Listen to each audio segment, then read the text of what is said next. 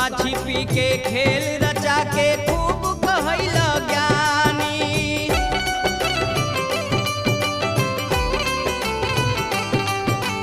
लुका छिपी के खेल रचा के खूब कहैल ज्ञानी। तू लौको चाहे जन लौको, तू लौको चाहे जन लौको, लौकत बिया निशानी। सजनवा हो तोरे अकथ कहानी, सजनवा हो तोरे अकथ कहानी।